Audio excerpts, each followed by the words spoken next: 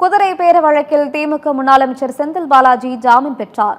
தமிழக வெற்றிக் கழகத்தின் ஊத்தங்கரை தொகுதி எம்எல்ஏ இளையராஜாவிடம் பேரம் பேசி தாவேக ஆட்சியை கவிழ்க்க சதி செய்ததாக முன்னாள் அமைச்சர் செந்தில் பாலாஜி மற்றும் அவரது சகோதரர் அசோக்குமார் உள்ளிட்டோர் மீது திருவல்லிக்கேணி போலீசார் வழக்கு பதிவு செய்தனர்.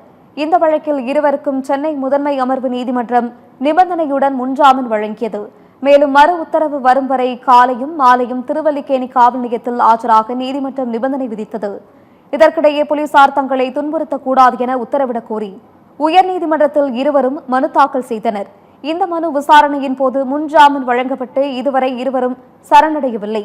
சரணடையாத பட்சத்தில் துன்புறுத்தக்கூடாது என எப்படி கோர முடியும் என நீதிபதி கேள்வி எழுப்பியதுடன் இருவரது மனுக்களையும் தள்ளுபடி செய்து உத்தரவிட்டார். நீதிமன்றம் ஜாமீன் வழங்கிய நிலையில் பிணைத்தொகை செலுத்துவதற்காக முன்னாள் அமைச்சர் செந்தில் பாலாஜி சென்னை முதன்மை அமர்வு நீதிமன்றத்தில் இன்று ஆஜரானார்.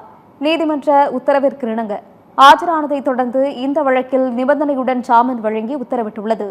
சென்னை முதன்மை அமர்வு நீதிமன்றம் நாளை முதல் திருவல்லிக்கேணி காவல் நிலையத்தில் ஆஜராகி கையெழுத்திட வேண்டும் என தெரிவித்துள்ளது.